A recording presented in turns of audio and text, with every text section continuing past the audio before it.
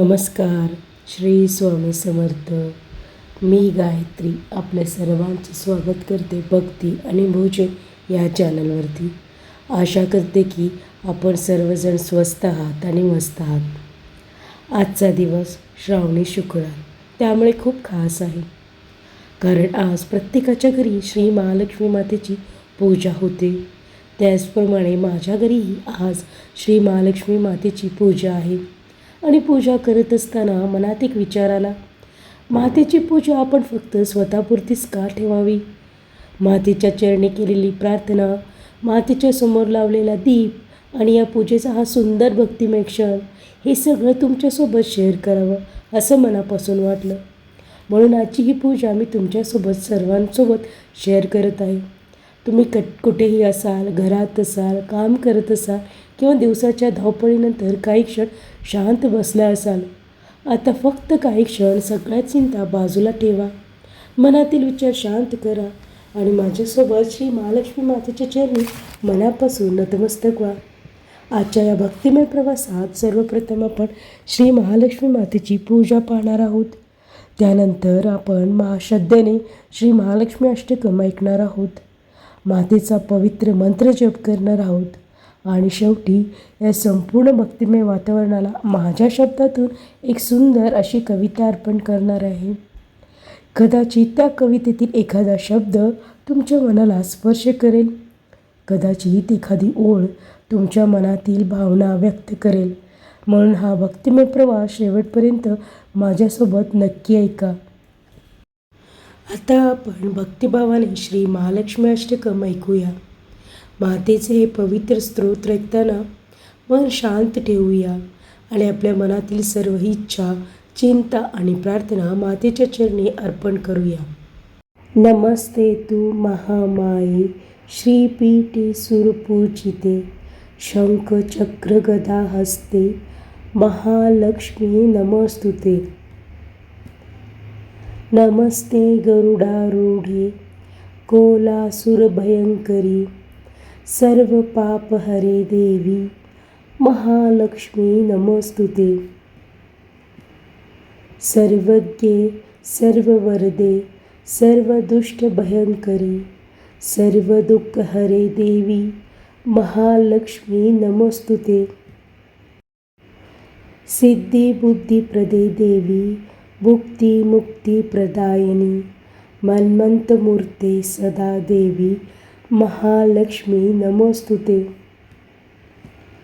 आद्यनंतरहिते देवी आद्यशक्ती महेश्वरी, योगे योगसंभूते महालक्ष्मी नमस्तुते.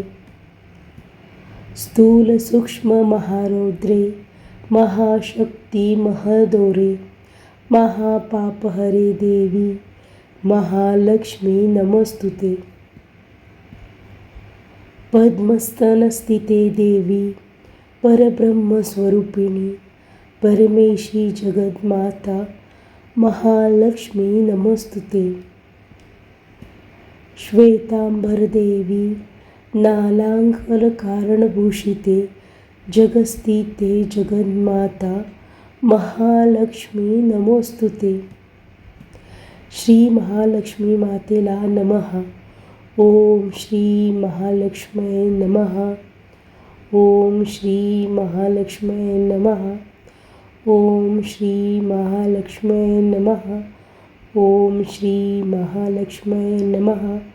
ओम श्री महालक्ष्मी नमः. आता काही क्षण फक्त मातेच्या नामस्मरणात राहूया. मनातील सर्व चिंता, सर्व काळजी, दिवसभरातील सगळे विचार काही क्षणासाठी मातेच्या चरणी सोपवूया. हळू श्वास घ्या आणि श्वास सोडताना मनातील ताणही सोडून द्या.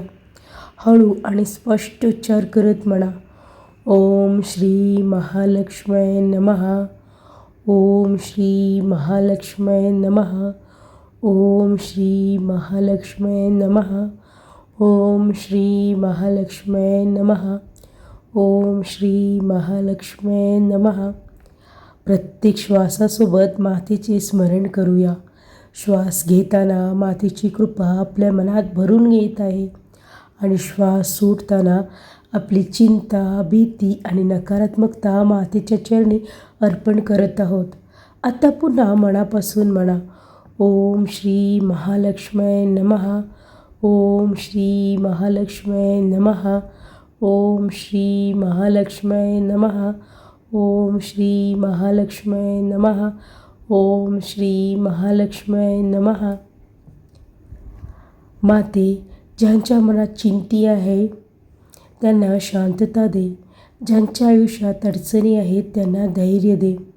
ज्यांच्या घरात दुःख आहे तेथे आनंदाचा प्रकाश दे. आणि ज्यांच्या मनात तुझ्यावर श्रद्धा आहे त्यांची श्रद्धा अधिक दृढ कर. ओम श्री महालक्ष्मी नमः. ओम श्री महालक्ष्मी नमः. आता काही क्षण आपण मातेच्या चरणी आपले मन स्थिर करूया. या पवित्र वातावरणात श्री महालक्ष्मी मातेचे दर्शन घेऊया. मनात एकच भावना ठेवूया, माते, माझ्या घरात तुझा आशीर्वाद सदैव राहू दे. हा दीप केवळ प्रकाश देणारा दीप नाही, तर आपल्या जीवनातील अज्ञान, नकारात्मकता आणि निराशेचा अंधार दूर करण्याची एक सुंदर प्रार्थना आहे. हे महालक्ष्मी माता, जसा हा दीप उजळला आहे तसाच आमच्या जीवनातही आशेचा आणि सकारात्मकतेचा प्रकाश सदैव राहू दे.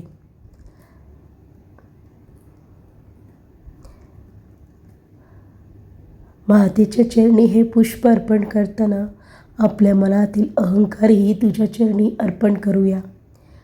या फुलाबरोबरच आपले मन सुगंधित आणि निर्मळ राहू दे. माते, आमच्या मनात प्रेम राहू दे, आमच्या वाणीमध्ये गोडवा राहू दे आणि आमच्या कर्मातून नेहमी चांगुलपणा निर्माण होऊ दे. कुंकू आणि अक्षदा मातेच्या चरणी अर्पण करताना आपल्या कुटुंबाच्या आणि सुखसमृद्धीची प्रार्थना करूया. ज्या घरात प्रेम आहे, ज्या घरात एकमेकांसाठी काळजी आहे, त्या घरावर मातेची कृपादृष्टी सदैव अर्पण केलेला हा प्रत्येक हार, ही प्रत्येक फुलाची पाकळी आपल्या श्रद्धेची प्रतीक आहे. माते, आमच्या जीवनात कितीही संकटे आली तरी तुझ्यावरचा विश्वास कधीही कमी होऊ देऊ नकोस. आता मातेच्या चरणी हा नैवेद्य अर्पण करत आहोत. हे अन्न फक्त आपल्याला शरीराची भूक मागवण्यासाठी नाही, तर आपल्या जीवनात अन्नपूर्णेची कृपा सदैव राहावी यासाठी ही प्रार्थना आहे. हे माता, आमच्या घरात अन्नाचा सन्मान करण्याची बुद्धी दे आणि शक्य असेल तेव्हा गरजूंना अन्न देण्याची सेवाभावना दे. जसा हा सुगंध संपूर्ण वातावरणात पसरत आहे तसाच आपल्या घरात सकारात्मकता विचारांचा सुगंध पसरू दे. मनातील नकारात्मकता दूर होऊ दे आणि मातेच्या कृपेने आपल्या जीवनात शांती नांदू दे. आता मातेची आरती करताना मनातील प्रत्येक इच्छा मातेच्या चरणी सोपवूया. ज्या गोष्टी आपल्या हातात नाहीत त्यासाठी मातेवर विश्वास ठेवूया आणि ज्या गोष्टी आपल्या हातात आहेत त्या प्रामाणिकपणे करण्याची शक्ती मातेपाशी मागूया. हे महालक्ष्मी माते, आमच्या घरात सुख राहू दे, मनात समाधान राहू दे, कुटुंबात प्रेम राहू दे आणि जीवनात तुझी कृपा राहू दे. काही मागू नका, फक्त मातेचे स्मरण करा आणि मनापासून म्हणा, हे माते, जे माझ्यासाठी योग्य आहे तेच मला दे आणि ते स्वीकारण्याची शक्तीही मला दे. ओम श्री महालक्ष्मी नमः. महालक्ष्मी मातेची पूजा आपण केली, तिच्या चरणी फुले अर्पण केली, द्वीप प्रज्वलित केला आणि श्री महालक्ष्मी अष्टकमच्या माध्यमातून मातेचे स्मरण केले. मंत्राच्या माध्यमातून तिचे पवित्र नाम घेतले. पण भक्ती केवळ पूजा नाही, भक्ती म्हणजे केवळ मंत्र नाहीत. भक्ती म्हणजे आपल्या मनात दडलेल्या त्या भावना ज्या आपण कदाचित कोणालाही सांगू शकत नाही, त्या मातेच्या चरणी मनापासून अर्पण करणे. आपल्या मनातील इच्छा, घरासाठी प्रार्थना, कुटुंबाची काळजी, आयुष्यातील संघर्ष आणि उद्याबद्दलची आशा, हे सर्व काही मातेच्या चरणी सोपवणं हीच तर खरी भक्ती आहे. म्हणून आता शांत आणि पवित्र वातावरणात मातेच्या समोर तेवत असलेल्या या दीपाच्या साक्षीने मी माझ्या शब्दातून श्री महालक्ष्मी मातेच्या चरणी एक भावपूर्ण कविता अर्पण करणार आहे. ही कविता त्या प्रत्येक व्यक्तीसाठी आहे जी आजही मातेच्या कृपेची मनापासून वाट पाहत आहे. त्या प्रत्येक घरासाठी आहे जेथे सुख शांतीसाठी दररोज प्रार्थना केली जाते. त्या प्रत्येक आईसाठी, प्रत्येक मुलीसाठी, प्रत्येक कुटुंबासाठी आहे ज्यांच्या मनात एकच विश्वास आहे, माझी माता माझ्यासोबत आहे. आणि त्या प्रत्येक मनासाठी ज्याने कितीही संकटे पाहिली असली तरी मातेवरील आपला विश्वास कधीही सोडला नाही. कारण कधीकधी आपल्याला हवे ते लगेच मिळत नाही, प्रार्थनेचे उत्तर लगेच मिळत नाही. पण याचा अर्थ मातेनं आपली प्रार्थना ऐकलेली नाही असा नसतो. कदाचित माता आपल्यासाठी योग्य वेळेची वाट पाहत असते. म्हणून आज काहीही मागण्यापेक्षा फक्त मन मोकळं करूया, आपल्या भावना मातेच्या चरणी ठेवूया आणि विश्वास ठेवूया, महालक्ष्मी माता योग्य वेळी नक्कीच कृपा करेल. महालक्ष्मी माता, आज माझ्या अंगणी ये, या छोट्याशा घरात तुझ्या चरणाची चाहूल दे. तुझ्या येण्याने हा उंबरठा पवित्र होऊ दे. तुझ्या दर्शनाने माझ्या मनाला शांतता मिळू दे. माते, तुझ्यासाठी आज मी दीप लावला, तुझ्यासाठी फुले सजवली आहे, तुझ्यासाठी नैवेद्य ठेवला आहे. पण खरं सांगू, यापेक्षा मोठं काहीच नाही माझ्याकडे. फक्त एक मन आहे, थोड्या इच्छा आहेत, काही अपूर्ण स्वप्न आहेत आणि तुझ्यावर अढळ विश्वास आहे. हे सगळं घेऊन मी तुझ्या चरणी आले. माता, माझ्या अंगणी ये आणि तुझ्या आशीर्वादाने हे घर केवळ घर न राहता सुखाचं मंदिर होऊ दे. हा दीप जो तुझ्या समोर तेवत आहे, त्या प्रत्येक ज्योतीमध्ये एक छोटीशी प्रार्थना आहे. माझ्या घरातील अंधार दूर होऊ दे, मनातील भीती दूर होऊ दे, नकारात्मक विचार दूर होऊ दे आणि आशेचा प्रकाश सदैव तेवत राहू दे. माते, मला सोन्याचा महाल नको, मला अपार संपत्ती नको. माझ्या घरातील माणसं हसत असतील, एकमेकांची काळजी घेत असतील तर त्यापेक्षा मोठी समृद्धी माझ्यासाठी नाही. कमळासारखं निर्मळ मन दे, दीपासारखं उज्ज्वल जीवन दे आणि अन्नपूर्णेच्या कृपेने माझ्या घरात अन्नाचा मान सदैव राहू दे. जेथे तुझी कृपा असते तिथे छोटंसं घरही स्वर्गासारखं वाटतं. माते, मला केवळ धन नको, धनासोबत मला सद्बुद्धी दे, यशासोबत नम्रता दे, समृद्धीसोबत मला समाधान दे आणि या सर्वांच्या सुखासोबत ते सुख वाटण्याची भावनासुद्धा दे. माझ्या हातात पैसा आला तर अहंकार येऊ देऊ नकोस. माझ्या जीवनात यश आलं तर इतरांना कमी समजू देऊ नकोस. माझ्याकडं जास्त असेल तर गरजू व्यक्तींचा विचार करावा अशी बुद्धी मला दे. माते, माझ्या घरात प्रेम राहू दे, नात्यांमध्ये विश्वास राहू दे, वाणीमध्ये गोडवा राहू दे आणि मनात तुझं नाव सदैव राहू दे. मला प्रत्येक वेळी माझ्या मनासारखंच मिळावं असं नाही, पण जे मिळेल ते स्वीकारण्याची शक्ती मला दे आणि जे मिळणार नाही त्यामागेही तुझीच इच्छा आहे हा विश्वास मला दे. माते, आज मी माझ्यासाठी मागते, पण माझी प्रार्थना फक्त माझ्यापुरती राहू देऊ नकोस. ज्यांच्या घरात आज चिंतेचं सावट आहे त्यांच्या घरात आनंदाचा दीप लाव. ज्यांच्या हातात काम नाही त्यांना योग्य संधी दे. ज्यांनी खूप प्रयत्न केले पण अजूनही यशाची वाट पाहत आहेत त्यांना धीर दे. ज्यांच्या डोळ्यात अश्रू आहेत त्यांच्या डोळ्यात पुन्हा आशा दे. ज्यांचं मन थकलं आहे त्यांना नव्यानं उभं राहण्याची शक्ती दे. माते, कोणीतरी आज तुझ्याकडं शेवटची आशा घेऊन बसलं असेल. कुणीतरी मनातलं दुःख कुणालाही न सांगता तुझ्यासमोर बोलत असेल. कुणीतरी म्हणत असेल, माता आता तूच काहीतरी कर.